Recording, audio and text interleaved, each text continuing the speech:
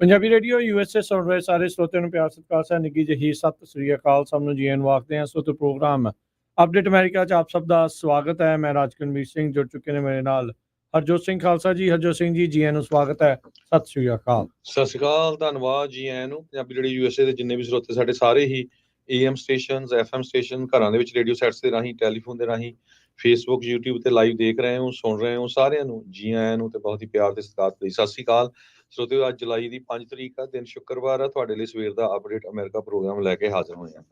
Programme ਨੂੰ sponsor ਕਰਦੇ ਨੇ ਖਾਲਸਾ ਇੰਸ਼ੋਰੈਂਸ ਏਜੰਸੀ, ਜਿਨ੍ਹਾਂ ਦੇ ਕੋਲੋਂ ਹਰ ਇੱਕ ਤਰੀਕੇ ਦੀ ਇੰਸ਼ੋਰੈਂਸ ਕਰਵਾ ਸਕਦੇ ਹੋ। ਇੰਸ਼ੋਰੈਂਸ ਬਾਰੇ ਪਤਾ ਕਰਨ ਲਈ ਕਾਲ 408-272-2500। ਟਿਰਕੇਣਾ immigration law firm, US immigration ਦਾ ਹੋਵੇ ਕਿਸੇ ਵੀ ਤਰੀਕੇ ਦਾ ਕੰਮ, ਕਾਲ ਅਟਰਨੀ ਜੇ ਟਿਰਕੇਣਾ 415-909-0503। Gurpal Singh, Springfield Virginia. Manjit Singh Kular, Avtar Singh Manzil Clovis. Satnam Singh Sunny Purewal, Amarjit Singh Dosanjh Yuba City. Lakhvir Singh Samra Texas. Gurmel Singh Liddar Bakersfield. Amarjit Singh Stockton. Sarabjit Singh Toor New Jersey. Harnek Singh Pawla Renton Washington. H&M oil ontario। Harjit Singh ਲੈਥਰੋਪ। Gurmel Singh Balbir ਵਾਸੀ Elk Grove. Gurnek Singh Bagri Fresno. Dharam Singh Raminder Basra Bakersfield. Shamsher Singh Dhillon New York. Grewal travel services Yuba City. Tax payroll visa OCI card passport ਦੀਆਂ services ਲੈ ਸਕਦੇ ਹੋ। Call 5307517605। Rod and Rob Ishu truck trailer parts. ਊੜਾ debt relief ਵਾਲੇ ਨਿਰਮਲ ਸਿੰਘ ਮਾਨ। ਜੇ economic hardship ਚੱਲ ਰਹੀ ਆ, ਬੈਂਕਰਪਸੀ ਤੋਂ ਬਚਣਾ ਆ, ਡੈਟ ਨੂੰ ਕੰਸੋਲੀਡੇਟ ਕਰਨਾ ਆ, ਤਾਂ ਕਾਲ ਕਰੋ 8888889914। ਇਹਨਾਂ ਸਾਰਿਆਂ ਦਾ ਧੰਨਵਾਦ। ਜੇ ਤੁਸੀਂ ਵੀ ਇਸ ਪ੍ਰੋਗਰਾਮ ਨੂੰ ਸਪਾਂਸਰ ਕਰਨਾ ਚਾਹੁੰਦੇ ਹੋ, ਸੰਪਰਕ ਕਰ ਸਕਦੇ ਹੋ 408-722-7698 ਦੇ ਉੱਤੇ। ਜੀ, ਅੱਜ ਦੀਆਂ ਖਬਰਾਂ ਵੱਲ ਚੱਲੀਏ ਤੇ UK ਦੇ ਵਿੱਚ ਜਿਹੜੇ ਆ ਪੋਲੀਟੀਕਲੀ ਬਿਲਕੁਲ ਉੱਪਰ ਥੱਲੇ ਹੋ ਗਿਆ। UK ਦੀ ਜਿਹੜੀ ਕੰਜ਼ਰਵੇਟਿਵ ਪਾਰਟੀ ਆ, ਉਹ 14 ਸਾਲਾਂ ਬਾਅਦ ਬੜੀ ਬੁਰੀ ਤਰ੍ਹਾਂ ਲੇਬਰ ਪਾਰਟੀ ਨੂੰ ਹਾਰ ਗਈ ਹੈਗੀ ਆ। ਤੇ ਪਹਿਲੀ ਵਾਰੀ UK ਦੀ ਪਾਰਲੀਮੈਂਟ ਵਿੱਚ 10 ਸਿੱਖ ਜਿਹੜੇ ਆ ਇਲੈਕਟ ਹੋਏ ਆ, ਜਿਨ੍ਹਾਂ ਦੇ ਵਿੱਚੋਂ 4 ਦਸਤਾਰਧਾਰੀ ਸਿੱਖ ਹੈਗੇ ਆ ਤੇ 2 ਜਣੇ ਜਿਹੜੇ ਤਨਮਨਜੀਤ ਸਿੰਘ ਢੇਸੀ ਤੇ ਪ੍ਰੀਤ ਕੌਰ ਗਿੱਲ ਆ, ਇਹ ਤੀਜੀ ਵਾਰੀ ਇਲੈਕਟ ਹੋਏ ਹੈਗੇ ਆ। ਇਹਨਾਂ ਤੋਂ ਬਿਨਾਂ ਹਰਪ੍ਰੀਤ ਕੌਰ ਉੱਪਲ, ਵਰਿੰਦਰ ਜਸ, ਇਹਨਾਂ ਨੇ ਇੱਕ ਲੈਂਡ ਸਲਾਈਡ ਵਿਕਟਰੀ UK ਦੀ ਪਾਰਲੀਮੈਂਟ ਦੇ ਵਿੱਚ ਕੀਤੀ ਹੈਗੀ ਆ। 10 ਨਵੇਂ ਇਲੈਕਟਡ ਸਿੱਖ MP ਦੇ ਵਿੱਚ 5 ਬੀਬੀਆਂ ਆ ਤੇ 5 ਬੰਦੇ ਹੈਗੇ ਆ, ਤੇ ਸਾਰੀ ਲੇਬਰ ਪਾਰਟੀ ਨੂੰ ਬਿਲੋਂਗ ਕਰਦੇ ਹੈਗੇ ਆ। ਤਨਮਨਜੀਤ ਸਿੰਘ ਢੇਸੀ ਤਾਂ ਤੁਸੀਂ ਜਾਣਦੇ ਆ, ਅਸੀਂ ਉਹਨਾਂ ਦੀ ਇੰਟਰਵਿਊ ਵੀ ਪਹਿਲਾਂ ਕੀਤੀ ਆ। ਉਹਨਾਂ ਦੇ ਸਪੋਰਟਰ ਵੀ ਬਾਹਰ ਬਹੁਤ ਅਮਰੀਕਾ ਦੇ ਵਿੱਚ ਵੀ ਆ। ਸੋ ਸਿੱਖ ਇਸ਼ੂਜ਼ ਦੇ ਉੱਤੇ, ਕਿਸਾਨਾਂ ਦੇ ਇਸ਼ੂ ਦੇ ਉੱਤੇ, ਜੱਗੀ ਜੌਹਲ ਵਾਲੇ ਇਸ਼ੂ ਦੇ ਉੱਤੇ ਉਹਨਾਂ ਨੇ ਕਾਫੀ ਪਾਰਲੀਮੈਂਟ 'ਚ ਬੋਲਿਆ ਆ। ਸੋ ਹੁਣ ਇਹ ਵੀ ਆਸ ਆ ਸਿੱਖਾਂ ਨੂੰ ਵੀ 10 ਸਿੱਖ MP ਜੇ ਸਾਡੇ ਉੱਥੇ ਬੈਠੇ ਹੋਊਗੇ, ਘੱਟੋ ਘੱਟ ਜਿਹੜੇ 7 ਸਾਲਾਂ ਤੋਂ ਜਿਹੜਾ ਜੱਗੀ ਜੌਹਲ ਆ, ਜਿਸ ਨੂੰ ਭਾਰਤੀ ਸਰਕਾਰ ਨੇ ਜੇਲ੍ਹ ਦੇ ਵਿੱਚ ਰੱਖਿਆ ਹੋਇਆ ਆ, ਘੱਟੋ ਘੱਟ ਉਹਨਾਂ ਦੀ ਆਵਾਜ਼ ਜਿਹੜੀ ਆ ਉਹ ਪਾਰਲੀਮੈਂਟ ਦੇ ਵਿੱਚ ਪੂਰੀ ਉਠਾਉਣਗੇ। ਤੇ ਹੁਣ ਜੀ ਤੇ UK ਦੇ ਜਿਹੜੇ ਨਵੇਂ ਪ੍ਰਾਈਮ ਮਿਨਿਸਟਰ ਉਹ ਹੁਣ ਹੋਣਗੇ। ਤੇ ਇੱਕ ਇਹ ਵੀ ਆ ਵੀ ਜਿਹੜੇ ਪ੍ਰਾਈਮ ਮਿਨਿਸਟਰ ਆ ਕੀਅਰ ਸਟਾਰਮਰ, ਉਹਨਾਂ ਨੇ ਨਵੇਂ ਜਿਹੜੇ ਜਸਟਿਸ ਮਿਨਿਸਟਰ ਆ, ਉਹਨਾਂ ਨੂੰ ਵੀ ਜਿਹੜਾ ਚੁਣਿਆ ਹੈ ਉਹ ਪਾਕਿਸਤਾਨ ਤੋਂ ਹੈਗੇ ਆ। ਉਹਨਾਂ ਦਾ ਬੈਕਗਰਾਊਂਡ ਸ਼ਵਾਨਾ ਅਫਜ਼ਾਲ, ਪਾਕਿਸਤਾਨ ਦੇ ਵਿੱਚ ਦੀਨਾ ਡਿਸਟ੍ਰਿਕਟ 'ਚ ਜੋ ਜੇਹਲਮ 'ਚ ਪੈਂਦਾ ਆ, ਛੋਟਾ ਜਿਹਾ ਪਿੰਡ ਹੈਗਾ, ਬੋਰੀਆਂ ਕਰਕੇ ਉਹਨੂੰ ਜਾਣਿਆ ਜਾਂਦਾ, ਉਸ ਨੂੰ ਬਿਲੋਂਗ ਕਰਦੇ ਹੈਗੇ। ਬਿਲਕੁਲ, UK ਦੇ ਵਿੱਚ ਵੱਡਾ ਉਲਟਫੇਰ ਹੋਇਆ। ਉੱਦਾਂ ਤਾਂ ਇਹ ਪਤਾ ਹੀ ਸੀਗਾ ਵੀ ਇਸੇ ਦੀ ਸੰਭਾਵਨਾ ਆ, ਪਰ ਬਹੁਤ ਵੱਡੀ ਲੈਂਡਸਲਾਈਡ ਵਿਕਟਰੀ ਹੋਈ ਆ। 650 ਸੀਟਾਂ ਦੇ ਵਿੱਚੋਂ 412 ਸੀਟਾਂ ਲੇਬਰ, ਜੇ ਆਪਾਂ ਅਮਰੀਕਾ ਦੇ ਕੰਪੈਰੀਟਿਵਲੀ ਕਰੀਏ ਤਾਂ ਡੈਮੋਕ੍ਰੇਟ ਸਾਈਡ ਵਾਲੇ ਪਾਸੇ ਦੇ ਜਿਹੜੇ ਆ ਉਹ ਜਿੱਤੇ ਆ। ਕੰਜ਼ਰਵੇਟਿਵ ਵਾਲੇ ਆ ਉਹ 121 ਸੀਟਾਂ ਹੀ ਮੈਚ ਜਿੱਤਣ ਦੇ ਵਿੱਚ ਕਾਮਯਾਬ ਹੋਏ ਆ। 214 ਸੀਟਾਂ ਲੇਬਰ ਪਾਰਟੀ ਨੇ ਵਧਾਈਆਂ ਪਿਛਲੇ ਨਤੀਜਿਆਂ ਦੇ ਮੁਕਾਬਲੇ, ਤੇ ਕੰਜ਼ਰਵੇਟਿਵ ਪਾਰਟੀ ਨੇ 252 ਸੀਟਾਂ ਜਿਹੜੀਆਂ ਉਹ ਲੂਜ਼ ਕੀਤੀਆਂ। ਹਾਲ ਇੰਨਾ ਕੁ ਮਾੜਾ ਸੀਗਾ, ਲਹਿਰ ਲੇਬਰ ਪਾਰਟੀ ਦੀ ਇੰਨੀ ਕੁ ਜ਼ਿਆਦਾ ਤਗੜੀ ਸੀ, ਕਹਿ ਲਓ ਵੀ ਜਿਹੜੀ ਸਾਬਕਾ ਪ੍ਰਧਾਨ ਮੰਤਰੀ ਲਿਜ਼ ਟਰੱਸ ਆ, ਉਹ ਵੀ ਆਪਣੀ ਸੀਟ ਜਿਹੜੀ ਉਹ ਹਾਰ ਗਈ ਆ। ਡੋਨਲਡ ਟਰੰਪ ਉਹਨਾਂ ਦੇ ਫਰੈਂਡ ਨਾਈਜਲ ਫਰਾਜ, ਉਹਨਾਂ ਦੀ ਪਾਰਟੀ ਵੀ 4 ਸੀਟਾਂ ਜਿੱਤਣ 'ਚ ਕਾਮਯਾਬ ਹੋਈ ਆ। 9ਵੀਂ ਵਾਰੀ ਉਹ ਇਲੈਕਸ਼ਨ ਰਨ ਕਰ ਰਿਹਾ ਸੀਗਾ ਰਿਫਾਰਮ UK ਪਾਰਟੀ ਦੇ ਅੰਡਰ, ਤੇ ਉਸ ਨੂੰ ਜਿਹੜੀ ਉਹ ਜਿੱਤ ਪ੍ਰਾਪਤ ਹੋਈ ਆ। ਉਧਰ ਜਿਹੜੀ ਸਕਾਟਿਸ਼ ਨੈਸ਼ਨਲ ਪਾਰਟੀ ਆ, ਜੋ ਕਿ ਅਲੱਗ ਮੁਲਕ ਦੀ ਉੱਥੇ ਜਿਹੜੀ ਹਮੇਸ਼ਾ ਗੱਲ ਕਰਦੀ ਹੈ, ਵਕਾਲਤ ਕਰਦੀ ਆ, ਉਹ 37 ਸੀਟਾਂ ਪਿਛਲੀ ਵਾਰ ਦੇ ਮੁਕਾਬਲੇ ਹਾਰ ਕੇ ਮਹਿਜ 9 ਸੀਟਾਂ ਦੇ ਉੱਤੇ ਜਿਹੜੀ ਉਹ ਰਹਿ ਗਈ ਹੈਗੀ ਆ। ਸੋ ਹੁਣੇ ਹੁਣੇ ਜਿਹੜੀਆਂ ਇਹ ਲੇਟੈਸਟ ਜਿਹੜੀਆਂ ਖਬਰਾਂ ਜਿਹੜੀਆਂ ਆ ਰਹੀਆਂ ਆ, ਤੇ ਉਹਨਾਂ ਨੇ ਨਵੇਂ ਜਿਹੜੇ ਆਪਣੇ ਮੰਤਰੀ ਆ ਉਹ ਵੀ ਬਣਾਉਣੇ ਸ਼ੁਰੂ ਕਰ ਦਿੱਤੇ ਆ। ਯੂਕੇ ਦੇ ਜਿਹੜਾ ਨਵਾਂ ਚਾਂਸਲਰ ਆਫ ਐਕਸਚੈਕਰ ਜਾਂ ਕਹਿ ਲਓ ਵੀ ਫਾਈਨੈਂਸ ਮਿਨਿਸਟਰ ਆ, ਰੇਚਲ ਰੀਵਸ ਕਰਕੇ ਇਹ ਜਿਹੜੀ ਬੀਬੀ ਆ ਉਸ ਨੂੰ ਹੁਣ ਬਣਾਇਆ ਗਿਆ ਹੈਗਾ ਆ। ਰੀਵਸ ਨੇ ਕਹਿੰਦੇ ਪੋਲਿਟਿਕਸ, ਫਿਲਾਸਫੀ, ਇਕਨੋਮਿਕਸ ਤੇ ਆਕਸਫੋਰਡ ਯੂਨੀਵਰਸਿਟੀ ਤੋਂ ਉਸਨੇ ਪੜ੍ਹਾਈ ਕੀਤੀ ਆ। ਬੈਂਕ ਆਫ ਇੰਗਲੈਂਡ ਦੇ ਵਿੱਚ ਉਹ ਕੰਮ ਕਰਦੀ ਰਹੀ ਆ। 1990 ਦੇ ਦਹਾਕੇ ਦੇ ਵਿੱਚ ਜਾਪਾਨ ਕਿੱਦਾਂ ਉਭਰਿਆ ਸੀ ਉਸ ਦੇ ਬਾਰੇ ਇਸਨੇ ਸਟੱਡੀ ਕੀਤੀ ਹੈ। ਇਸ ਮੌਕੇ ਯੂਕੇ ਦੀ ਜਿਹੜੀ ਇਕਨੋਮੀ, ਬ੍ਰਿਟੇਨ ਦੀ ਜਿਹੜੀ ਇਕਨੋਮੀ ਆ, ਉਹ ਉਸੇ ਹੀ ਤਰੀਕੇ ਦੇ ਨਾਲ ਹਾਲਾਤ ਜਿਹੜੇ ਉਹ ਮਾੜੇ ਦੇ ਵਿੱਚੋਂ ਗੁਜ਼ਰ ਰਹੀ ਹੈਗੀ ਆ। ਨਵੇਂ ਜਿਹੜੇ ਬ੍ਰਿਟੇਨ ਦੇ ਜਿਹੜੇ ਪ੍ਰਧਾਨ ਮੰਤਰੀ ਆ ਕੀਅਰ ਸਟਾਰਮਰ, ਉਹਨਾਂ ਨੇ 10 ਡਾਊਨਿੰਗ ਸਟਰੀਟ ਆ ਉੱਥੇ ਆਲਰੇਡੀ ਆਪਣਾ ਨਿਵਾਸ ਜਿਹੜਾ ਉਹ ਬਣਾ ਲਿਆ ਆ। ਤੇ ਜਾ ਰਹੇ ਜਿਹੜੇ ਪ੍ਰਧਾਨ ਮੰਤਰੀ ਰਿਸ਼ੀ ਸੁਨਾਕ, ਇਨਫੋਸਿਸ ਦੀ ਮਾਲਕ ਦੀ ਕੁੜੀ ਦੇ ਨਾਲ ਜਿਹੜਾ ਵਿਆਹ ਆ, ਉਹ ਇਸ ਟਾਈਮ ਕਹਿੰਦੇ ਵੀ ਉੱਥੋਂ ਨਿਕਲ ਚੁੱਕਾ ਹੈਗਾ ਆ। ਉਹਦੀ ਕਾਰਜਕਾਰੀ ਕੋਈ ਬਾੜੀ ਚੰਗੀ ਨਹੀਂ ਸੀਗੀ। ਕਹਿੰਦੇ ਵੀ ਮੋਨਾਰਕ ਜਿਹੜਾ ਕਿੰਗ ਹੈਗਾ ਆ ਚਾਰਲਸ, ਉਸ ਨੂੰ ਜਾ ਕੇ ਨਵਾਂ ਪ੍ਰਧਾਨ ਮੰਤਰੀ ਆਲਰੇਡੀ ਮਿਲ ਚੁੱਕਾ ਆ।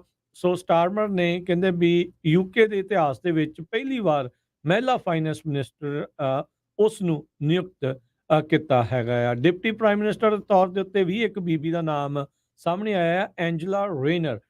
ਉਹਨਾਂ ਨੇ ਕੈਬਨਿਟ ਦੇ ਵਿੱਚ ਜਿਹੜਾ ਉਹਨਾਂ ਨੂੰ ਜਗ੍ਹਾ ਜਿਹੜੀ ਉਹ ਦਿੱਤੀ ਆ। ਇਹ ਕਹਿੰਦੇ ਵੀ ਸੈਕਟਰੀ ਆਫ ਸਟੇਟ ਦੇ ਉੱਤੇ ਜਿੱਦਾਂ ਆਪਣੇ ਐਂਟਨੀ ਬਲਿੰਕਨ ਉਸ ਲੈਵਲ ਦਾ ਜਿਹੜਾ ਉਹਨਾਂ ਦਾ ਅਹੁਦਾ ਆ ਉਹ ਰਹੇਗਾ। ਕਈ ਜਿਹੜੇ ਹੋਰ ਸੀਨੀਅਰ ਲੇਬਰ ਦੇ ਐਮਪੀਜ਼ ਆ, ਉਹ ਕਹਿੰਦੇ ਵੀ ਉੱਥੇ ਆਉਂਦੇ ਹੋਏ ਦੇਖੇ ਗਏ ਆ, ਤੇ ਆਪਣੀ ਜਿਹੜੀ ਕੈਬਨਿਟ ਆ ਉਹ ਹੌਲੀ ਹੌਲੀ ਉਹ ਲਗਾਤਾਰ ਦੱਸਦੇ ਜਾਣਗੇ। ਬਾਕੀ ਜਿਹੜੇ ਸਿੱਖਾਂ ਦੀ ਗੱਲ ਕਰੀਏ ਤਾਂ ਹਰਜੋਤ ਸਿੰਘ ਜੀ, ਵੱਡੀ ਜਿਹੜੀ ਹੈ ਸਲੋ ਦੇ ਵਿੱਚ ਜਿਹੜੀ ਜਿੱਤ ਆ ਉਹ ਤਨਮਨਜੀਤ ਸਿੰਘ ਢੇਸੀ ਉਹਨਾਂ ਦੀ ਹੋਈ ਆ। ਲੇਬਰ ਪਾਰਟੀ ਦੇ ਵੱਲੋਂ 14,666 ਜਿਹੜੀਆਂ ਵੋਟਾਂ ਉਹਨਾਂ ਨੂੰ ਪਈਆਂ ਆ। ਦੂਜੇ ਨੰਬਰ ਦੇ ਉੱਤੇ ਜਿਹੜੇ ਇੰਡੀਪੈਂਡੈਂਟ ਨੈਟਵਰਕ ਦੇ ਵਿੱਚ ਅਜ਼ਹਰ ਇਕਬਾਲ ਚੌਹਾਨ 11,019 ਵੋਟਾਂ ਦੇ ਨਾਲ ਰਿਹਾ।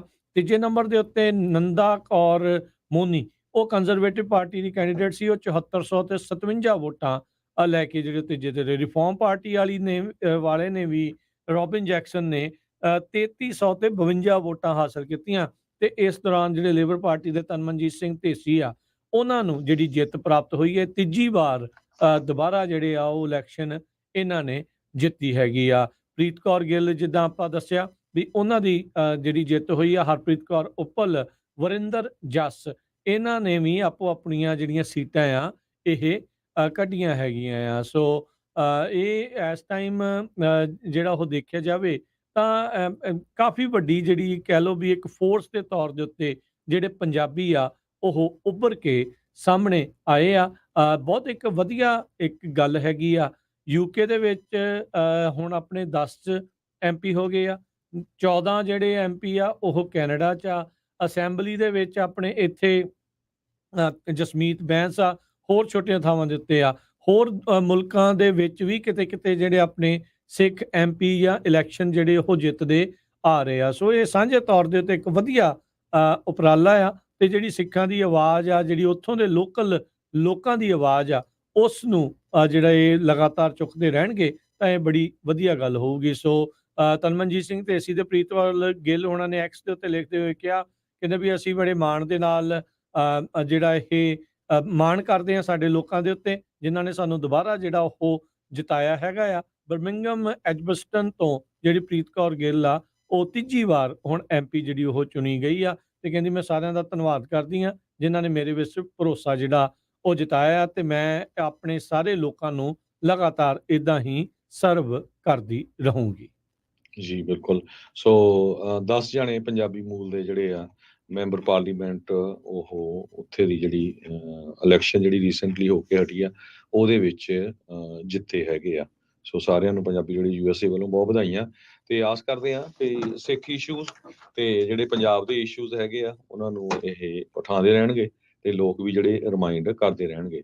ਤਨਮਨਜੀਤ ਸਿੰਘ ਢੇਸੀ ਤੇ ਪ੍ਰੀਤ ਕੌਰ ਗਿੱਲ ਤੋਂ ਬਿਨਾਂ ਹੋਰ ਵੀ ਜਿਹੜੇ ਆ ਇੱਕ ਕੀਰਤਨ ਐਂਟਰਵਿਸਲ ਜਿਨ੍ਹਾਂ ਨੂੰ ਕਿਰਿਥ ਆਹਲੂਵਾਲੀ ਕਰਕੇ ਜਾਣਿਆ ਜਾਂਦਾ ਆ, ਉਹ ਜਿੱਤੇ ਹੈਗੇ ਆ 16,000 ਵੋਟਾਂ ਨਾਲ। ਸੋਨੀਆ ਕੁਮਾਰ ਪਹਿਲੀ MP ਆ ਡੁਡਲੇ ਪਾਰਲੀਮੈਂਟ ਤੋਂ। ਹਰਪ੍ਰੀਤ ਕੌਰ ਉੱਪਲ ਹਡਰਸਰਫੀਲਡ ਪਾਰਲੀਮੈਂਟਰੀ ਇੱਥੋਂ ਜਿੱਤੀ ਹੈਗੀ ਹੈ ਲੇਬਰ ਪਾਰਟੀ ਦੇ। Satvir Kaur Southampton Test seat ਤੋਂ ਜਿੱਤੇ ਹੈਗੇ ਆ।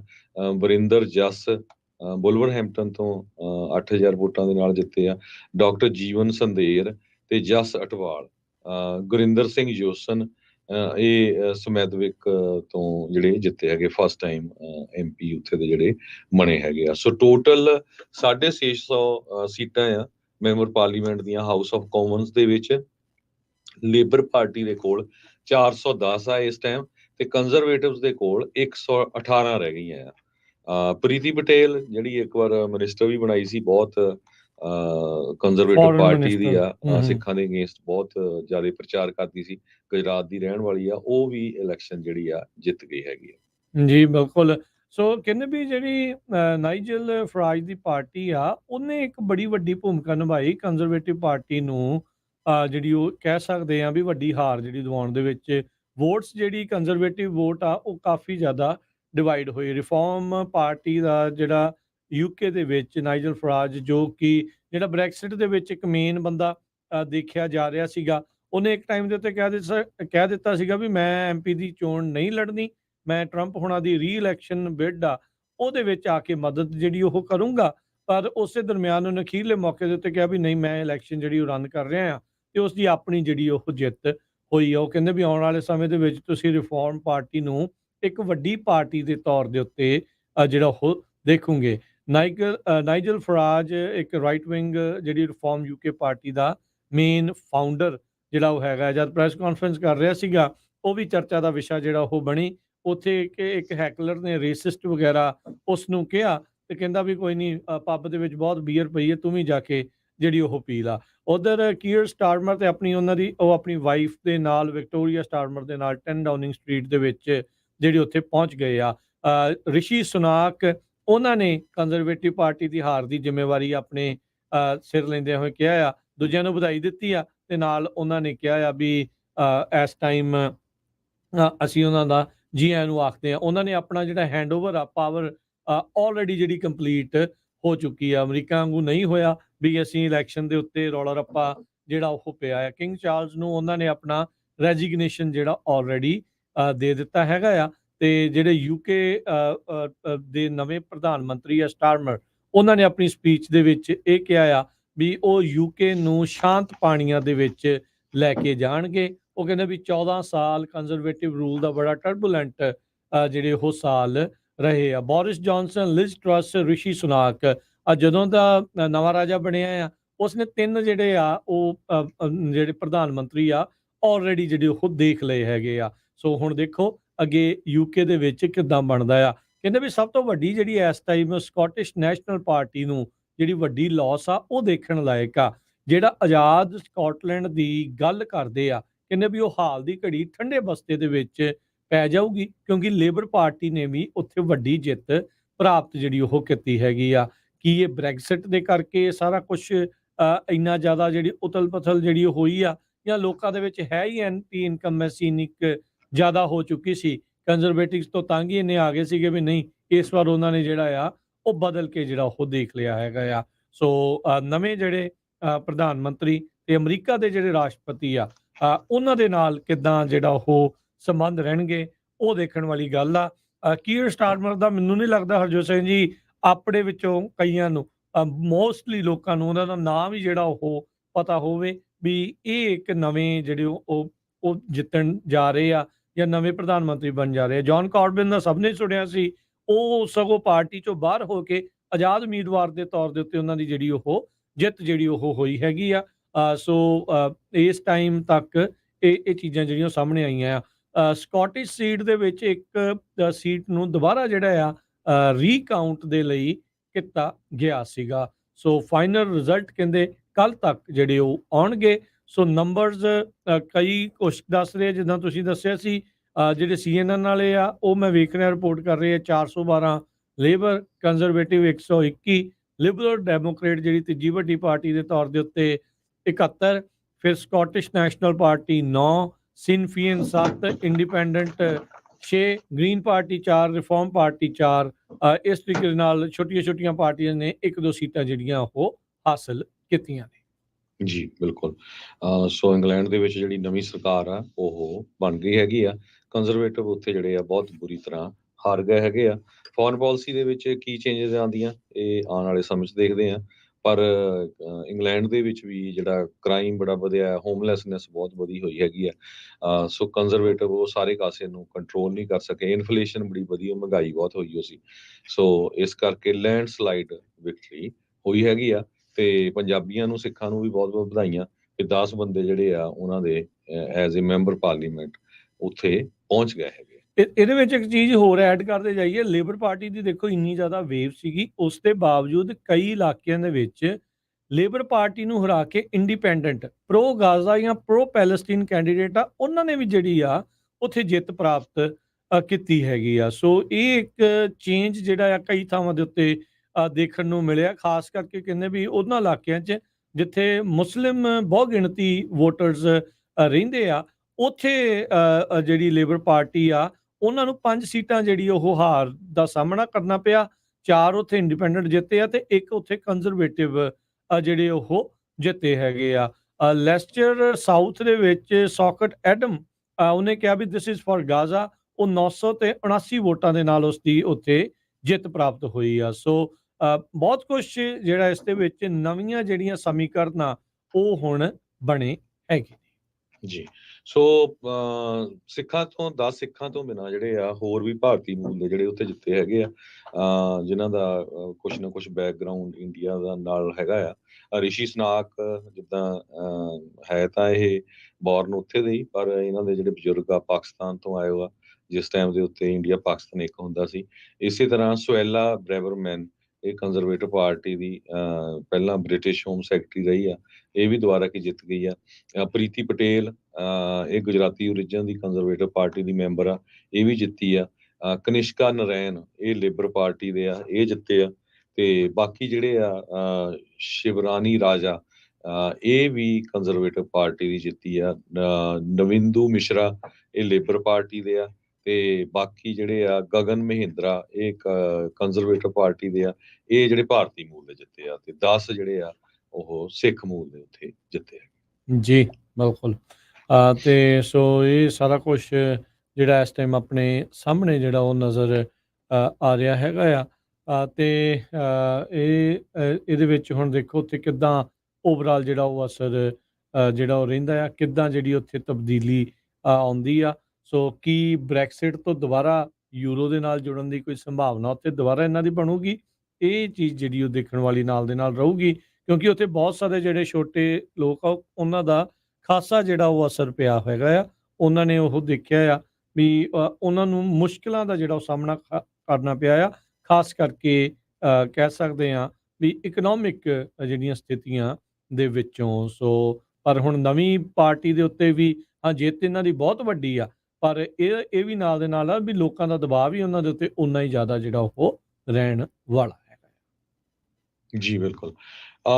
ਅਗਲੀ ਖਬਰ ਵੱਲ ਚਲੀਏ, ਜੋ ਅਸੀਂ ਹੁਣ ਆਪਣੇ ਮੁਲਕ ਵੱਲ ਆਈਏ ਤੇ ਵਿਸਕੌਨਸਨ ਦੀ ਸੁਪਰੀਮ ਕੋਰਟ ਨੇ ਉਸ ਰੂਲਿੰਗ ਨੂੰ ਓਵਰਟਰਨ ਕਰ ਦਿੱਤਾ, ਜਿਹਦੇ ਵਿੱਚ ਜਿਹੜੇ ਡਰੌਪ ਬਾਕਸਿਸ, ਜਿਹੜੇ ਵੈਲਿਡ ਡਰੌਪ ਬਾਕਸਿਸ ਸੀ, ਉਹਨਾਂ ਨੂੰ ਰੋਕਿਆ ਗਿਆ ਸੀ।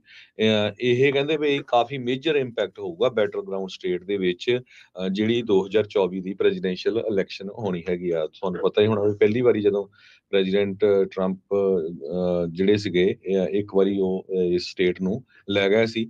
ਤੇ ਵਿਸਕੌਨਸਨ ਦੀ ਜਿਹੜੀ ਸੁਪਰੀਮ ਕੋਰਟ ਆ, ਉਹਨਾਂ ਨੇ 4 ਦੇ ਮੁਕਾਬਲੇ 3 ਦੇ ਨਾਲ ਉਸ ਰੂਲ ਨੂੰ ਰੀਇਨਸਟੇਟ ਕਰ ਦਿੱਤਾ, ਜਿਹਦੇ ਵਿੱਚ ਕਹਿੰਦੇ ਪਈ ਮੋਸਟ ਬੈਲਟ ਡਰੌਪ ਬਾਕਸਿਸ ਜਿਹੜੇ ਸਾਰੀਆਂ ਜਿਹੜੇ ਸਟੇਟ ਦੇ ਵਿੱਚ ਹੋਊਗੇ, ਉਹਨਾਂ ਨੂੰ ਕਾਊਂਟ ਕੀਤਾ ਜਾਊਗਾ। ਸੋ ਇਹ ਪਿਛਲੀ ਵਾਰੀ ਇਹ ਕਾਫੀ ਵੱਡਾ ਇਸ਼ੂ ਬਣਿਆ ਸੀਗਾ। 2020 ਦੀ ਜਿਹੜੀ ਇਲੈਕਸ਼ਨ ਹੋਈ ਸੀ, ਉਹਦੇ ਵਿੱਚ ਕੋਵਿਡ-19 ਦੇ ਦੌਰਾਨ ਇਹ ਕਾਫੀ ਜਿਹੜਾ ਰੌਲਾ ਰੱਪਾ ਇਹਦਾ ਪਿਆ ਸੀ। ਰਿਪਬਲਿਕਨਸ ਨੇ ਕਲੇਮ ਕੀਤਾ ਸੀ ਵੀ ਜੀ ਸਾਡੀ ਜਿਹੜੀ ਹੇਰਾਫੇਰੀ ਹੋਈ ਆ, ਵੋਟਰ ਫਰਾਡ ਹੋਇਆ ਹੈਗਾ, ਜਿਹੜੀਆਂ ਵੋਟਾਂ ਆ ਉਹ ਕਾਊਂਟ ਨਹੀਂ ਹੋਈਆਂ ਹੈਗੀਆਂ। ਵਿਸਕੌਨਸਨ ਦੇ ਇਲੈਕਸ਼ਨ ਕਮਿਸ਼ਨ ਨੇ ਇਲੈਕਸ਼ਨ ਜੋ ਦੇਖੀਆਂ, ਉਹਦੇ ਬਾਰੇ ਉਹਨਾਂ ਨੇ ਫੰਡਿੰਗ ਵੀ ਅਪਰੂਵ ਕੀਤੀ ਹੈਗੀ ਆ ਡ੍ਰੌਪ ਬਾਕਸਿਸ ਦੇ ਲਈ। ਸੋ ਸਟੇਟ ਦੀ ਸੁਪਰੀਮ ਕੋਰਟ ਨੇ 2022 ਦੇ ਵਿੱਚ ਰੂਲ ਕੀਤਾ ਸੀਗਾ, ਕੰਜ਼ਰਵੇਟਿਵ ਗਰੁੱਪ ਜੋ ਉਹਨਾਂ ਦੇ ਮੈਜੋਰਟੀ ਦੇ ਵਿੱਚ ਸੀਗਾ, ਖਾਸ ਕਰਕੇ ਐਬਸੈਂਟੀ ਬੈਲਟ ਬਾਕਸਿਸ ਨੂੰ ਲੈ ਕੇ, ਸੋ ਉਸ ਨੂੰ ਜਿਹੜਾ ਆ ਓਵਰ ਰੂਲ ਕਰ ਦਿੱਤਾ ਗਿਆ ਹੈਗਾ।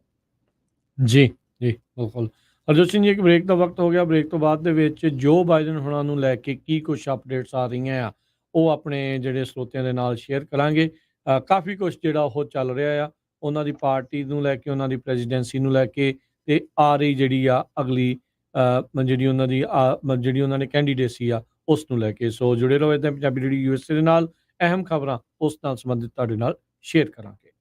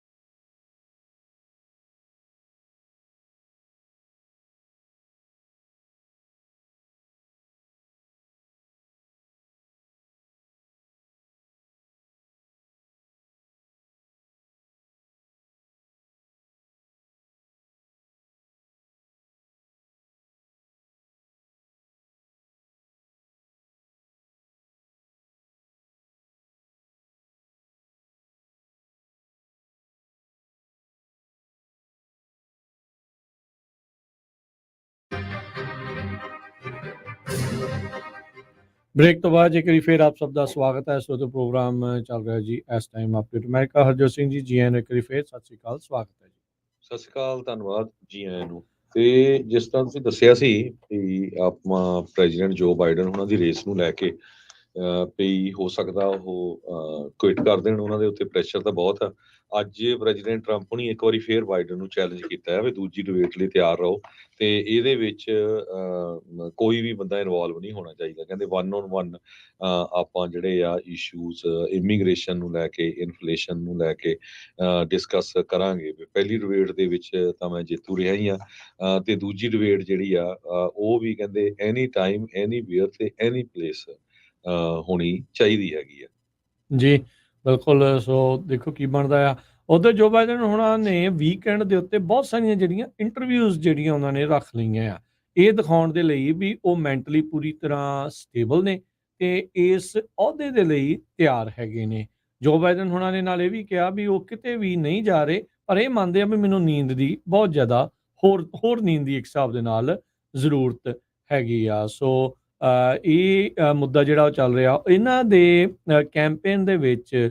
ਵਾਈਟ ਹਾਊਸ ਦੇ ਏਡਸ ਇਹ ਕਹਿ ਰਹੇ ਆ ਵੀ ਡੋਨਰਸ ਨਹੀਂ ਡਿਸਾਈਡ ਕਰਨਗੇ ਵੀ ਕੌਣ ਯੂਐਸ ਦਾ ਜਿਹੜਾ ਉਹ ਪ੍ਰੈਜ਼ੀਡੈਂਟ ਹੋਊਗਾ ਜਾਂ ਕੌਣ ਜਿਹੜਾ ਇਸ ਅਹੁਦੇ ਦੇ ਲਈ ਜਿਹੜਾ ਮੋਹਰੇ ਆਊਗਾ। ਉਧਰ ਡਿਜ਼ਨੀ ਦੀ ਜਿਹੜੀ ਹੇਅਰ ਆ, ਐਬੀਗੇਲ ਡਿਜ਼ਨੀ, ਉਹਨੇ ਕਿਹਾ ਵੀ ਉਹਨਾਂ ਨੇ ਆਪਣੀਆਂ ਡੋਨੇਸ਼ਨਸ ਆ ਹਾਲ ਦੀ ਘੜੀ ਸਸਪੈਂਡ ਕਰ ਦਿੱਤੀਆਂ ਆ।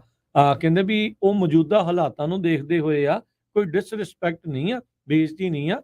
ਤੇ ਉਹਨਾਂ ਨੇ ਨਾਲ ਇਹ ਸੁਜੈਸਟ ਕਰ ਦਿੱਤਾ ਕਿ ਜਿਹੜੀ ਕਮਲਾ ਹੈਰਿਸ ਆ ਉਹ ਇੱਕ ਅਲਟਰਨੇਟਿਵ ਦੇ ਤੌਰ ਦੇ ਉੱਤੇ ਜਿਹੜੀ ਉਹ ਦੇਖੀ ਜਾ ਸਕਦੀ ਹੈਗੀ ਆ। ਸੋ ਵੀਰਵਾਰ ਨੂੰ ਐਬੀਗੇਲ ਡਿਜ਼ਨੀ, ਜਿਹੜੀ ਡਿਜ਼ਨੀ ਫੈਮਿਲੀ ਫੋਰਚੂਨ ਦੀ ਮੇਨ ਮਾਲਕ ਕਹਿ ਲਓ ਤੇ ਇੱਕ ਪਾਰਟੀ ਦੀ ਵੱਡੀ ਡੋਨਰ ਆ, ਉਸ ਨੇ ਇਹ ਅਨਾਉਂਸ ਕੀਤਾ ਵੀ ਉਹ ਡੋਨੇਸ਼ਨਸ ਨੂੰ ਹਾਲ ਦੀ ਘੜੀ ਰੋਕ ਰਹੀ ਹੈਗੀ ਆ। ਤੇ ਕਹਿੰਦੇ ਵੀ ਜੇ ਬਾਈਡਨ ਸਟੈਪ ਡਾਊਨ ਨਹੀਂ ਕਰਦਾ ਤੇ ਨਾਲ ਕਿਹਾ ਵੀ ਡੈਮੋਕ੍ਰੇਟਸ ਹਾਰਨਗੇ, ਤੇ ਕਹਿੰਦੇ ਵੀ ਮੈਨੂੰ ਪੂਰਾ ਇਸ ਦੇ ਵਿੱਚ ਯਕੀਨ ਆ। ਤੇ ਕਹਿੰਦੇ ਵੀ ਇਹਦੇ ਜਿਹੜੇ ਕਨਸੀਕੁਐਂਸਿਸ ਆ ਹਾਰ ਦੇ, ਉਹ ਹੋਰ ਵੀ ਜ਼ਿਆਦਾ ਮਾੜੇ ਹੈਗੇ ਆ, ਕਿਉਂਕਿ ਦੂਜੇ ਪਾਸੇ ਜਿਹੜੀ ਰਾਈਟ ਵਿੰਗ ਕੰਜ਼ਰਵੇਟਿਵ ਜਾਂ ਟਰੰਪ ਹੋਣਾ ਨੂੰ ਉਹਨਾਂ ਨੇ ਸਿੱਧਾ ਜਿਹੜਾ ਇਸ ਦੇ ਵਿੱਚ ਨਿਸ਼ਾਨਾ ਜਿਹੜਾ ਉਹ ਸਾਧਿਆ ਹੈਗਾ ਆ। ਸੰਜੇ ਗੁਪਤਾ ਜਿਹੜੇ ਨੇ ਉਹਨਾਂ ਨੇ ਕਿਹਾ ਆ ਵੀ ਬਾਈਡਨ ਹੁਣੀ ਡੀਟੇਲਡ ਕੋਗਨੀਟਿਵ ਤੇ ਨਿਊਰੋਲੋਜੀਕਲ ਟੈਸਟਿੰਗ ਉਹ ਕਰਵਾਉਣ ਜਾ ਰਹੇ ਆ। CNN ਦੇ ਜਿਹੜੇ ਚੀਫ ਮੈਡੀਕਲ ਕੋਰਸਪੋਂਡੈਂਟ ਨੇ ਸੰਜੇ ਗੁਪਤਾ, ਉਹਨਾਂ ਨੇ ਓਪੀਨੀਅਨ ਐਡੀਟੋਰੀਅਲ ਜਿਹੜਾ ਉਹ ਛਾਪਦੇ ਹੋਏ ਇਹ ਕਿਹਾ ਆ ਵੀ ਇਹਨਾਂ ਨੂੰ ਡਿਟੇਲਡ ਕੋਗਨੀਟਿਵ ਤੇ ਨਿਊਰੋਲੋਜੀਕਲ ਟੈਸਟਿੰਗ ਕਰਵਾਉਣੀ ਚਾਹੀਦੀ ਹੈ। ਨਾ ਕਰਵਾਉਣ ਨਹੀਂ ਜਾ ਰਹੇ, ਕਰਵਾਉਣੀ ਚਾਹੀਦੀ ਆ। ਪਰ ਕੱਲ ਜਿਹਦਾ ਆਪਾਂ ਸ਼ੇਅਰ ਕੀਤਾ ਸੀਗਾ ਵੀ ਜਿਹੜੇ ਪ੍ਰੈਜ਼ੀਡੈਂਟ ਬਾਈਡਨ ਆ ਉਹ ਕਹਿ ਰਹੇ ਆ ਗਵਰਨਰਸ ਦੇ ਨਾਲ ਜਿਹੜੀ ਹੋਈ ਬੰਦ ਕਮਰਾ ਮੀਟਿੰਗ ਦੇ ਵਿੱਚ ਵੀ ਉਹ ਆਪਣੀ ਟੈਸਟਿੰਗ ਜਾਂ ਫਿਜ਼ੀਕਲ ਚੈੱਕਅਪ ਜਿਹੜਾ ਆ ਉਹ ਕਰਵਾਉਣ ਜਾ ਰਹੇ ਹੈਗੇ ਆ। ਸੋ ਉਧਰ ਟਰੰਪ ਹੁਣੀ ਬਾਈਡਨ ਹੁਣਾਂ ਦੇ ਉੱਤੇ ਨਿਸ਼ਾਨੇ ਜਿਹੜੇ ਉਹ ਸਾਧ ਰਹੇ ਆ। ਕੱਲ ਜਿਹੜੇ ਕਹਿੰਦੇ ਵੀ ਕਿਉਂਕਿ ਆਜ਼ਾਦੀ ਦਾ ਦਿਨ ਸੀਗਾ, 4th of July ਸੀ, ਉਹਦੇ ਵਿੱਚ ਉਹਨਾਂ ਨੇ ਟਰੰਪ ਹੁਣਾਂ ਨੇ ਵਧਾਈ ਵੀ ਦਿੱਤੀ ਸਾਰਿਆਂ ਨੂੰ। ਉਹ ਕਹਿੰਦੇ ਵੀ ਇਸ ਪ੍ਰੈਜ਼ੀਡੈਂਟ ਨੂੰ ਮੈਂ ਚੱਲ ਫਿਰ ਵੀ ਜਿਹੜੀ ਉਹ ਵਧਾਈ ਦਿੰਦਾ ਹੈ। ਤੇ ਨਾਲ ਦੇ ਨਾਲ ਉਹਨਾਂ ਨੇ ਜਿਹੜਾ ਇਹ ਵੀ ਕਿਹਾ ਵੀ ਜਿਹੜੇ ਨਿਊਜ਼ ਵਾਲੇ ਉਹਨਾਂ ਨੂੰ ਉਹ ਕਰ ਰਹੇ ਆ ਟੋਟਲੀ, ਕਹਿੰਦੇ ਵੀ ਡਿਸਗ੍ਰੇਸ ਆ, ਤੇ ਉਹ ਰਸ਼ੀਆ ਦਾ ਹੋਕਸ ਜਿਹੜਾ ਉਹ ਬੋਲਦੇ ਰਹੇ ਹੈਗੇ ਆ। ਉਸ ਤੋਂ ਬਾਅਦ ਦੇ ਵਿੱਚ ਜੋ ਬਾਈਡਨ ਹੁਣਾਂ ਨੇ ਆਪਣੀ ਕੈਂਪੇਨ ਵੀਡੀਓ ਟਵਿੱਟਰ ਦੇ ਉੱਤੇ, ਐਕਸ ਦੇ ਉੱਤੇ ਜਿਹੜੀ ਉਹ ਰਿਲੀਜ਼ ਜਿਹੜੀ ਉਹ ਕੀਤੀ, ਜਿਸ ਵਿੱਚ ਡੋਨਲਡ ਟਰੰਪ ਹੁਣਾਂ ਦਾ ਇਮਿਊਨਿਟੀ ਕੇਸ ਦਾ ਜਿਹੜਾ ਉਹ ਮੁੱਦਾ ਹੈਗਾ ਆ। ਉਹਨਾਂ ਨੇ ਕਿਹਾ ਵੀ ਡੋਨਲਡ ਟਰੰਪ ਜਿਹਨੇ ਇਲੈਕਸ਼ਨ ਨੂੰ ਓਵਰਥਰੋ, ਬਦਲਾਉਣ ਦੀ ਕੋਸ਼ਿਸ਼ ਕੀਤੀ, ਤੇ ਕਹਿੰਦਾ ਵੀ ਉਹ ਡਿਕਟੇਟਰ ਬਣੂਗਾ ਪਹਿਲੇ ਦਿਨ ਤੋਂ ਹੀ। ਤੇ ਸੁਪਰੀਮ ਕੋਰਟ ਨੇ ਉਸ ਨੂੰ basically unlimited, virtually unlimited immunity ਜਿਹੜੀ ਆ ਇਸ ਬਾਬਤ ਦੇ ਦਿੱਤੀ ਹੈਗੀ ਆ। ਸੋ ਇਹ ਹੁਣ ਦੇਖੋ ਅੱਗੇ ਕੀ ਬਣਦਾ ਆ। ਹੁਣ ਜਿਹੜੇ ਐਕਸ ਚੀਫ ਆਫ ਸਟਾਫ ਆ ਬਾਈਡਨ ਦੇ, ਉਹ ਕਹਿੰਦੇ ਆ ਵੀ donors don't get to decide oust president, ਵੀ ਕੌਣ ਜਦੋਂ ਪ੍ਰੈਜ਼ੀਡੈਂਟ ਬਣੂਗਾ ਤੇ ਕੌਣ ਜਿਹੜਾ ਉਹ ਜਾਊਗਾ। ਸੋ ਕਹਿੰਦੇ ਮੇਕ ਔਰ ਬ੍ਰੇਕ ਡੇਜ਼ ਹੈਗੇ ਆ ਬਾਈਡਨ ਹੁਣਾਂ ਦੇ ਲਈ ਤੇ ਉਹਨਾਂ ਦੇ ਪ੍ਰੈਜ਼ੀਡੈਂਸ਼ੀਅਲ ਕੈਂਪੇਨ ਦੇ ਲਈ। ਜੇ ਵੀਕਐਂਡ ਦੇ ਉੱਤੇ ਇੰਟਰਵਿਊਜ਼ ਦੇ ਵਿੱਚ ਕੁਝ ਥੋੜਾ ਬਹੁਤਾ ਠੀਕ ਕਾਰਜਕਾਰੀ ਜਿਹੜੀ ਉਹ ਦਿਖਾ ਪਾਉਣਗੇ ਤਾਂ ਡੈਮੋਕ੍ਰੇਟਸ ਮੇ ਵੀ ਉਹਨਾਂ ਦੇ ਹੱਕ ਦੇ ਵਿੱਚ ਆ ਜਾਣ। ਪਰ ਮੋਸਟ ਪ੍ਰੋਬੇਬਲੀ ਜੇ ਇਹ ਨਹੀਂ ਕਰਦੇ ਤਾਂ ਫਿਰ ਉਹ ਜਿਹੜੀ ਮੰਗ ਆ ਉਹ ਹੋਰ ਵੀ ਜ਼ਿਆਦਾ ਇਸ ਟਾਈਮ ਉੱਚੀ ਸੁਰ ਦੇ ਵਿੱਚ ਉੱਠ ਸਕਦੀ ਆ। ਵੀ ਬਾਈਡਨ ਹੁਣਾਂ ਨੂੰ ਐਜ਼ ਏ ਕੈਂਡੀਡੇਟ ਆ ਉਹ ਬਦਲ ਦਿੱਤਾ ਜਾਵੇ। ਸੋ ਦੇਖੋ ਕੀ ਹੁੰਦਾ ਆ। ਉਧਰ ਜਿਹੜੇ ਸਾਬਕਾ ਪ੍ਰੈਜ਼ੀਡੈਂਟ ਡੋਨਲਡ ਟਰੰਪ ਆ, ਉਹਨਾਂ ਨੇ ਇੱਕ ਹੈਰੀਟੇਜ ਫਾਊਂਡੇਸ਼ਨ ਦਾ ਪ੍ਰੋਜੈਕਟ 2025 ਆ, ਉਸ ਤੋਂ ਦੂਰੀ ਜਿਹੜੀ ਉਹ ਬਣਾਈ ਆ। ਉਹਨਾਂ ਨੇ ਜਿਹੜਾ ਆਪਣੇ ਸੋਸ਼ਲ ਮੀਡੀਆ ਦੇ ਉੱਤੇ ਟਵੀਟ ਕਰਦੇ ਹੋਏ, ਆਪਣੀ ਪੋਸਟ ਕਰਦੇ ਹੋਏ ਕਿਹਾ ਆ ਵੀ ਕਹਿੰਦੇ ਵੀ ਮੈਨੂੰ ਕੁਛ ਨਹੀਂ ਪਤਾ ਪ੍ਰੋਜੈਕਟ 2025 ਦਾ, ਵੀ ਉਹ ਆਈਡੀਆ ਕਿਸ ਦਾ ਆ, ਕੌਣ ਉਸ ਦੇ ਪਿੱਛੇ ਆ, ਤੇ ਕਹਿੰਦੇ ਵੀ ਮੈਂ ਬਹੁਤ ਸਾਰੀਆਂ ਉਸ ਦੀਆਂ ਚੀਜ਼ਾਂ ਤੋਂ ਬਿਲਕੁਲ ਡਿਸਐਗਰੀ ਇਸ ਟਾਈਮ ਕਰਦਾ ਆ, ਪਰ ਮੈਂ ਉਹਨਾਂ ਨੂੰ ਗੁੱਡ ਲੱਕ ਜਿਹੜੀ ਉਹ ਵਿਸ਼ ਕਰਦਾ ਆ, ਪਰ ਮੇਰਾ ਉਹਨਾਂ ਦੇ ਨਾਲ ਕੋਈ ਵੀ ਲੈਣਾ ਦੇਣਾ ਨਹੀਂ ਹੈਗਾ। ਜੀ ਬਿਲਕੁਲ, ਪ੍ਰੈਜ਼ੀਡੈਂਟ ਬਾਈਡਨ ਹੁਣੀ ਟੀਵੀ ਇੰਟਰਵਿਊਜ਼ ਲਈ ਤਿਆਰ ਹੈਗੇ ਆ ਜਾਰਜ ਸਟੈਫਨੋਪਲਸ ਨਾਲ। ABC ਦੇ ਉੱਤੇ ਉਹਨਾਂ ਦੀ ਇੱਕ ਜਿਹੜੀ ਇੰਟਰਵਿਊ ਹੋਈ ਆ, ਉਹ ਅੱਜ ਸ਼ਾਮ ਨੂੰ 8 ਵਜੇ ਈਸਟਰਨ ਸਟੈਂਡਰਡ ਦੇ ਸਮੇਂ ਦੇ ਮੁਤਾਬਕ ਹੋਊਗੀ। ਸੋ ਜਿਹੜਾ ਉਹਨਾਂ ਦਾ ਡਿਬੇਟ ਦੇ ਵਿੱਚ ਸਹੀ ਨਹੀਂ ਰਹੀ, ਡਿਬੇਟ ਵਿੱਚ ਉਹਨਾਂ ਦੀ ਰੇਟਿੰਗ ਬੜੀ ਘੱਟ ਹੋਈ ਆ, ਉਸ ਨੂੰ ਉਹ ਦੁਬਾਰਾ ਰੀਕਲੇਮ ਕਰਨ ਦੀ ਕੋਸ਼ਿਸ਼ ਕਰ ਰਿਹਾ। ਪਰ ਦੂਸਰੇ ਪਾਸੇ ਕਮਲਾ ਹੈਰਿਸ ਵੀ ਪੂਰੀ ਤਰ੍ਹਾਂ ਤਿਆਰੀ ਦੇ ਵਿੱਚ ਹੈਗੀ ਆ। ਵੀ ਹੋ ਸਕਦਾ ਜੇ ਬਾਈਡਨ ਹੁਣੀ ਸਟੈਪ ਡਾਊਨ ਕਰ ਦਿੰਦੇ ਆ, ਡ੍ਰੌਪ ਕਰ ਦਿੰਦੇ ਰੇਸ ਦੇ ਵਿੱਚੋਂ, ਤੇ ਉਹ ਅੱਗੇ ਬਿਲਕੁਲ ਤਿਆਰ ਹੈਗੀ ਆ। ਕਈ ਲੋਕ ਮਿਸ਼ੈਲ ਓਬਾਮਾ, ਜੋ ਪ੍ਰੈਜ਼ੀਡੈਂਟ ਓਬਾਮਾ ਉਹਨਾਂ ਦੀ ਵਾਈਫ ਆ, ਉਹਨਾਂ ਦਾ ਨਾਮ ਵੀ ਲੈ ਕੇ ਵਿੱਚ ਆ ਰਹੇ ਹੈਗੇ ਆ। ਸੋ ਇਹ ਭੰਬਲ ਭੁੱਸਾ ਕਈ ਚਿਰ ਬਣਿਆ ਰਹਿਣਾ ਹੈਗਾ ਆ। ਪਰ ਇਹ ਪਹਿਲੀ ਵਾਰੀ ਨਹੀਂ ਹੋਇਆ। 1968 ਦੇ ਵਿੱਚ ਵੀ ਪ੍ਰੈਜ਼ੀਡੈਂਸ਼ੀਅਲ ਇਲੈਕਸ਼ਨ ਦੇ ਦੌਰਾਨ ਜਿਹੜੇ ਇੱਕ ਪ੍ਰੈਜ਼ੀਡੈਂਸ਼ੀਅਲ ਕੈਂਡੀਡੇਟ ਸੀਗੇ, ਉਹਨਾਂ ਨੇ ਆਪਣੇ ਆਪ ਨੂੰ ਡ੍ਰੌਪ ਕਰ ਲਿਆ ਸੀਗਾ। ਯਾ ਜੀ। ਸੋ ਅਗਲੀ ਖਬਰ ਬਹੁਤ ਵੱਲ ਕੁਛ ਚਲੀਏ, ਜੀ। ਜੋ ਹਰੀਕੇਨ ਬੈਰਲ ਨੂੰ ਲੈ ਕੇ ਹੈਗੀ ਆ। ਮੈਕਸੀਕੋ ਦੇ ਵਿੱਚ ਜਿਹੜਾ ਆ ਬਹੁਤ ਜ਼ਿਆਦਾ ਨੁਕਸਾਨ ਇਹਨੇ ਕੀਤਾ ਆ। ਲੋਕ ਕਾਫੀ ਜਿਹੜਾ ਜਾਨੀ ਨੁਕਸਾਨ ਵੀ ਹੋਇਆ ਤੇ ਮਾਲੀ ਨੁਕਸਾਨ ਵੀ ਬਹੁਤ ਜ਼ਿਆਦਾ ਹੋਇਆ ਹੈਗਾ ਆ। ਡਿਵਾਸਟੇਸ਼ਨ ਦੱਸੀ ਜਾ ਰਹੀ ਹੈ, ਕਹਿੰਦੇ ਵੀ ਬਹੁਤ ਬੁਰੀ ਤਰ੍ਹਾਂ ਜਿਹੜਾ ਵਿੰਡਵਰਡ ਆਈਲੈਂਡਸ ਆ, ਉੱਥੇ ਜੋ ਨੁਕਸਾਨ ਹੋਇਆ, 9 ਦੇ ਕਰੀਬ ਮੌਤਾਂ ਹੋਈਆਂ। ਯੁਕਟਨ ਪੈਨਸੂਲਾ ਜੋ ਹੈਗਾ ਆ, ਉੱਥੇ ਕੈਟਾਗਰੀ 2 ਦਾ ਸਟਾਰਮ ਹੋ ਗਿਆ ਸੀ। ਪਹਿਲਾਂ ਇਹਨੂੰ 4 ਦੱਸਿਆ ਜਾ ਰਿਹਾ ਸੀਗਾ। 108 ਮੀਲ ਪਰ ਆਵਰ ਦੇ ਹਿਸਾਬ ਨਾਲ ਹਵਾਵਾਂ ਚੱਲਦੀਆਂ ਸੀਆਂ, ਗਸਟਸ 136 ਮੀਲ ਪਰ ਆਵਰ ਦੇ ਹਿਸਾਬ ਦੇ ਨਾਲ। ਤੇ ਸਟਾਰਮ ਸਰਜ ਤੇ ਹਰੀਕੇਨ ਵਾਚਰਸ ਜਿਹੜੇ ਆ, ਉਹਨਾਂ ਨੇ ਨਾਰਥ ਮੈਕਸੀਕੋ ਤੇ ਲੋਅਰ ਮਿਡਲ ਟੈਕਸਸ ਦਾ ਏਰੀਆ ਜੋ ਉੱਥੇ ਕਿਹਾ ਵੀ ਇਸ ਏਰੀਏ ਨੂੰ ਵਾਚ ਕਰੋ।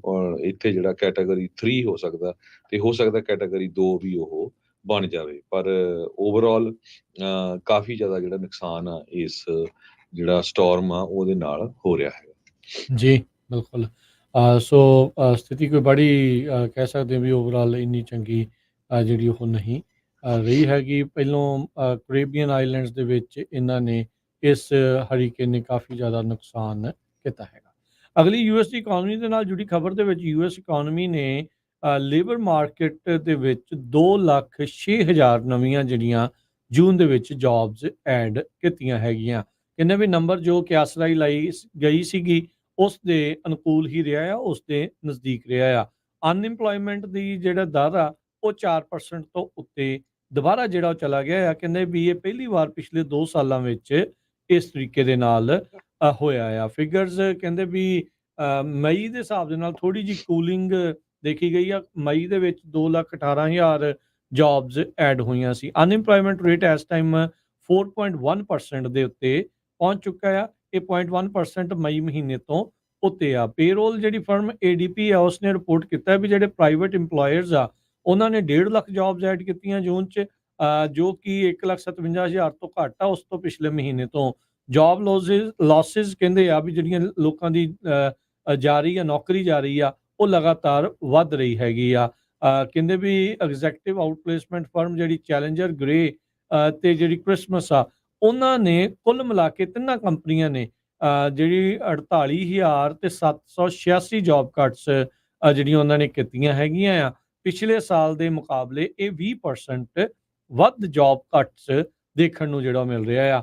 ਪਿਛਲੇ ਮਹੀਨੇ ਵੀ ਜਿਹੜੇ ਫੈਡ ਆ, ਉਹਨਾਂ ਨੇ 2 ਦਹਾਕਿਆਂ ਦੇ ਹਿਸਾਬ ਦੇ ਵਿੱਚ ਸਭ ਤੋਂ ਜ਼ਿਆਦਾ ਇੰਟਰਸਟ ਰੇਟ ਆ, ਉਹ ਉਸੇ ਹੀ ਲੈਵਲ ਦੇ ਉੱਤੇ ਰੱਖਿਆ ਆ, ਤੇ ਉਸ ਦੇ ਵਿੱਚ ਕੋਈ ਵਾਧਾ ਘਾਟਾ ਇਹਨਾਂ ਨੇ ਨਹੀਂ ਕੀਤਾ। ਜਿਹੜੀ ਫੈਡ ਦੀ ਪਿਛਲੀ ਮੀਟਿੰਗਸ ਦੇ ਜਿਹੜੇ ਮਿਨਟਸ ਰਿਲੀਜ਼ ਹੋਏ ਆ, ਉਹਨਾਂ ਨੇ ਇੱਕ ਵਾਰੀ ਫਿਰ ਉਸੇ ਚੀਜ਼ ਦੀ ਪ੍ਰੋੜਤਾ ਕੀਤੀ ਆ ਵੀ ਸੈਂਟਰਲ ਬੈਂਕ ਵੇਟ ਕਰ ਰਿਹਾ ਆ ਵੀ ਫੇਵਰੇਬਲ ਡਾਟਾ ਵੀ ਜੋ ਸੋਚ ਰਹੇ ਆ 2% ਇਨਫਲੇਸ਼ਨ ਦਾ, ਲੇਬਰ ਮਾਰਕੀਟ ਕੂਲਿੰਗ ਦਾ, ਜਿੰਨੀ ਦੇਰ ਤੱਕ ਉਹ ਡਾਟਾ ਨਹੀਂ ਆਉਂਦਾ ਉਨੀ ਦੇਰ ਤੱਕ ਇੰਟਰਸਟ ਕੱਟਸ ਨਹੀਂ ਹੋਣਗੇ। ਜਰੋਮ ਪਾਵਲ ਨੇ ਵੀ ਇਸ ਹਫਤੇ ਦੀ ਸ਼ੁਰੂਆਤ ਦੇ ਵਿੱਚ ਇੱਕ ਇਵੈਂਟ ਦੇ ਉੱਤੇ ਇਕੋਨਮੀ ਦੇ ਉੱਤੇ ਗੱਲ ਕਰਦੇ ਹੋਏ ਕਿਹਾ ਸੀ, ਕਹਿੰਦੇ ਵੀ ਇਕੋਨਮੀ ਨੇ ਬਹੁਤ ਜ਼ਿਆਦਾ ਪ੍ਰੋਗਰੈਸ ਕੀਤੀ ਆ, ਅੱਗੇ ਜਿਹੜੇ ਉਹ ਵਧੇ ਆ, ਤੇ ਕਹਿੰਦੇ ਵੀ ਅਸੀਂ ਬੈਲੈਂਸ ਦੇ ਵੱਲ ਨੂੰ ਹੌਲੀ ਹੌਲੀ ਵੱਧ ਰਹੇ ਹੈਗੇ ਆ, ਤੇ ਕਹਿੰਦੇ ਵੀ ਸਾਨੂੰ ਵਿਸ਼ਵਾਸ ਆ ਵੀ ਜਿਹੜੀ ਇਨਫਲੇਸ਼ਨ ਆ ਉਹ ਹੌਲੀ ਹੌਲੀ ਥੱਲੇ ਨੂੰ ਸਬਸਟੈਂਸ਼ਲੀ ਥੱਲੇ ਨੂੰ ਜਿਹੜੀ ਉਹ ਜਾਊਗੀ। ਇਨਫਲੇਸ਼ਨ ਦੇ ਜਿਹੜੇ ਫਿਗਰਸ ਆ ਜੂਨ ਮਹੀਨੇ ਦੇ ਉਹ 11 ਜੁਲਾਈ ਨੂੰ ਆਉਂਦੇ ਰਿਲੀਜ਼ ਹੋਣਗੇ, ਤੇ ਫੈਡ ਦੀ ਜਿਹੜੀ ਅਗਲੀ ਮੀਟਿੰਗ ਆ 30 ਤੇ 31 ਜੁਲਾਈ ਨੂੰ ਹੋਣ ਜਾ ਰਹੀ ਹੈ। ਜੀ, S&P ਇੰਡੈਕਸ ਜਿਹੜਾ 500 ਆ ਉਸਨੇ ਹੋਲਡ ਕੀਤਾ ਹੈ ਜੌਬ ਡਾਟਾ ਨੂੰ ਲੈ ਕੇ, ਪਰ ਓਵਰਆਲ ਕਹਿੰਦੇ ਭਈ ਬੁੱਲ ਮਾਰਕੀਟ ਹੈਗੀ ਆ। ਦੋ ਬ੍ਰਿਲੀਅੰਟ ਸਟਾਕ 41 ਤੇ 51% ਡਾਊਨ ਹੈਗੇ, ਈਵਨ ਦੋ 2024 ਦੇ ਵਿੱਚ ਜਿਹੜੀ ਸਟਾਕ ਮਾਰਕੀਟ ਆ ਉਹ 14.5% S&P 500 ਜਿਹੜਾ ਆ ਇਨਕਰੀਜ਼ ਹੋਇਆ, ਨੈਸਡੈਕ 18% ਹੋਇਆ। ਖਾਸ ਕਰਕੇ ਆਰਟੀਫਿਸ਼ੀਅਲ ਇੰਟੈਲੀਜੈਂਸ ਨਾਲ ਰਿਲੇਟਡ ਜਿਹੜੀਆਂ ਕੰਪਨੀਆਂ ਆ ਉਹਨਾਂ ਦੇ ਸਟਾਕ ਉੱਪਰ ਗਏ, ਐਪਲ, ਇਨਵੀਡੀਆ, ਐਮਾਜ਼ੋਨ ਦੇ, ਤੇ ਕੁਝ ਸਟਾਕ ਜਿੱਦਾਂ ਅਲਟੀਰਾ ਵਗੈਰਾ ਆ ਉਹਦੇ 41% ਪੀਕ ਤੋਂ ਡਾਊਨ ਹੈਗੇ ਆ। ਸੋ ਮਾਰਕੀਟ ਵੀ ਜਿਹੜੀ ਆ ਇਸੇ ਹਿਸਾਬ ਦੇ ਨਾਲ ਚੱਲ ਰਹੀ ਹੈਗੀ ਆ। ਸੋ ਓਵਰਆਲ ਇਨਫਲੇਸ਼ਨ 'ਚ ਹਜੇ ਕੋਈ ਫਰਕ ਨਹੀਂ ਪਿਆ ਹੈਗਾ, ਬਲਕਿ ਕੈਲੀਫੋਰਨੀਆ ਦੇ ਵਿੱਚ ਤਾਂ ਜਿਹੜੀ ਗੈਸ ਆ ਉਹ ਹੋਰ ਵੀ ਜ਼ਿਆਦਾ ਮਹਿੰਗੀ ਹੋ ਗਈ ਹੈਗੀ ਆ। ਜੀ, ਇੱਕ ਹੋਰ ਬ੍ਰੇਕ ਦਾ ਵਕਤ ਹੋ ਚੁੱਕਾ, ਬ੍ਰੇਕ ਤੋਂ ਬਾਅਦ ਮੁੜ ਕੇ ਫਿਰ ਵਾਪਸ ਆਉਂਦੇ ਆ ਤੇ ਹੋਰ ਜਿਹੜੀਆਂ ਰਹਿ ਗਈਆਂ ਖਬਰਾਂ ਆ ਉਹਨਾਂ ਦੇ ਉੱਤੇ ਜਿਹੜੀ ਆਪਾਂ ਨਜ਼ਰ ਬਣਾਵਾਂਗੇ। ਜੁੜੇ ਰਹਿਣਾ ਇੱਦਾਂ ਹੀ ਪੰਜਾਬੀ ਰੇਡੀਓ USA ਦੇ ਨਾਲ।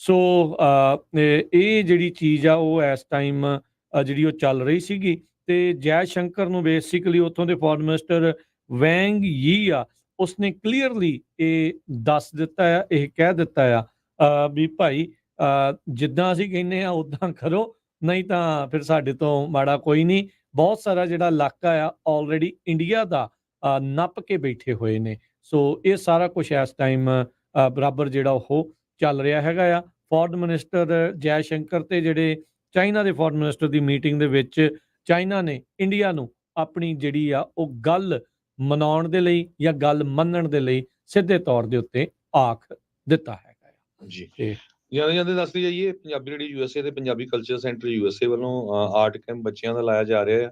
6 ਸਾਲ ਤੋਂ ਲੈ ਕੇ 18 ਸਾਲ ਦੇ ਬੱਚੇ ਸਵੇਰੇ ਤੇ ਸ਼ਾਮ ਅਗਲੇ ਵੀਕ ਸੋਮਵਾਰ ਨੂੰ ਸ਼ੁਰੂ ਹੋ ਜਾਣਾ ਹੈ। ਸੋਮਵਾਰ ਤੋਂ ਲੈ ਕੇ ਫਰਾਈਡੇ ਤਾਈਂ ਫ੍ਰਿਜ਼ਨੋ ਵਾਲਾ ਜਿਹੜਾ ਸਾਡਾ ਕਲਚਰਲ ਸੈਂਟਰ ਹੈਗਾ ਉੱਥੇ, ਤੇ ਉਹਦੇ ਬਾਰੇ ਵੀ ਥੋੜੀ ਜਿਹੀ ਡਿਟੇਲ ਦੱਸਦੇ ਜਾਓ। ਜੀ ਬਿਲਕੁਲ ਜੀ।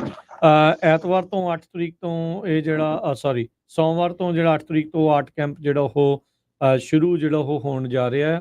ਸੋ ਜਿੰਨੇ ਵੀ ਸਾਡੇ ਜਿਹੜੇ ਸਰੋਤੇ ਆ, ਦਰਸ਼ਕ ਆ, ਉਹਨਾਂ ਨੂੰ ਬੇਨਤੀ ਆ ਵੀ ਜੇ ਤੁਹਾਡੇ ਵੀ ਬੱਚੇ ਆਰਟ ਕੈਂਪ ਦੇ ਵਿੱਚ ਹਿੱਸਾ ਲੈਣਾ ਚਾਹੁੰਦੇ ਆ ਤਾਂ ਹੁਮ-ਹੁਮਾ ਕੇ ਜਿਹੜਾ ਉਹ ਰਜਿਸਟਰ ਕਰਵਾ ਲਓ। ਲਿਮਿਟਿਡ ਸੀਟਸ ਹੁੰਦੀਆਂ ਆ ਅਤੇ ਕਾਫੀ ਜ਼ਿਆਦਾ ਆਲਰੇਡੀ ਨਾਮ ਆਪਣੇ ਕੋਲ ਪਹੁੰਚ ਚੁੱਕੇ ਆ। ਜੇ ਤੁਸੀਂ ਐਤਵਾਰ ਨੂੰ ਆ ਕੇ ਰਜਿਸਟ੍ਰੇਸ਼ਨ ਕਰਵਾਉਣੀ ਆ ਪਹਿਲਾਂ ਤਾਂ ਉਹ ਵੀ ਤੁਸੀਂ ਕਰਵਾ ਲਿਓ ਸ਼ਾਮ ਕੁ ਜੇ ਨੂੰ ਜਿਹੜਾ ਉਹ ਆ ਕੇ, ਤੇ ਜਾਂ ਫਿਰ ਤੁਸੀਂ ਸੋਮਵਾਰ ਨੂੰ ਆ ਜਿਓ। 10 ਵਜੇ ਕਲਾਸ ਸ਼ੁਰੂ ਹੋਣੀ ਆ, ਉਹ ਤੋਂ ਘੰਟਾ ਡੇਢ ਘੰਟਾ ਪਹਿਲਾਂ ਆ ਕੇ ਫਿਰ ਆਪਣੀ ਰਜਿਸਟ੍ਰੇਸ਼ਨ ਆ ਉਹ ਤੁਸੀਂ ਕਰਵਾ ਲਓ।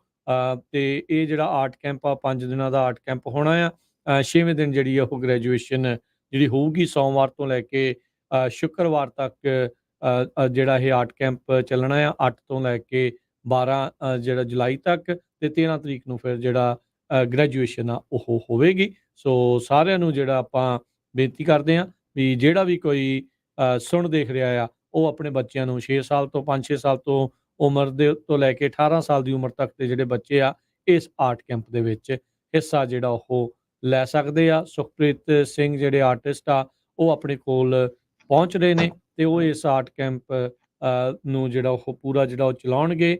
ਬੱਚਿਆਂ ਨੂੰ ਆਰਟਸ ਦੀ ਮੁੱਢਲੀ ਕਲਰ ਮਿਕਸ ਕਰਨ ਤੋਂ ਲੈ ਕੇ ਪੋਰਟਰੇਟਸ ਤੱਕ, ਨੇਚਰ ਦੀਆਂ ਪੇਂਟਿੰਗਸ, ਇਕੱਠੇ ਮਿਲ ਕੇ ਟੀਮ ਦੇ ਵਿੱਚ ਕਿੱਦਾਂ ਜਿਹੜਾ ਉਹ ਕੰਮ ਕਰਨਾ, ਉਹ ਸਾਰਾ ਕੁਝ ਇਸ ਦੇ ਵਿੱਚ ਸਿਖਲਾਈ ਦਿੱਤੀ ਜਾਵੇਗੀ। 2-2 ਘੰਟੇ ਦੀ ਕਲਾਸ ਹਰ ਦਿਨ ਜਿਹੜੀ ਇਸ ਦੇ ਵਿੱਚ ਹੋਇਆ ਕਰੇਗੀ।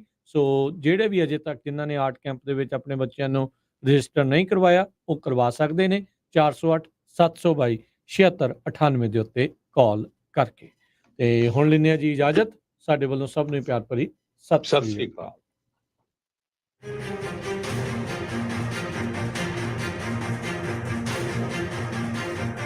ਹਾਥੀ ਬ੍ਰਾਂਡ ਚੱਕੀ ਦਾ ਆਟਾ, ਕੁਆਲਿਟੀ ਵੀ ਤੇ ਭਰੋਸਾ ਵੀ। ਰੋਟੀ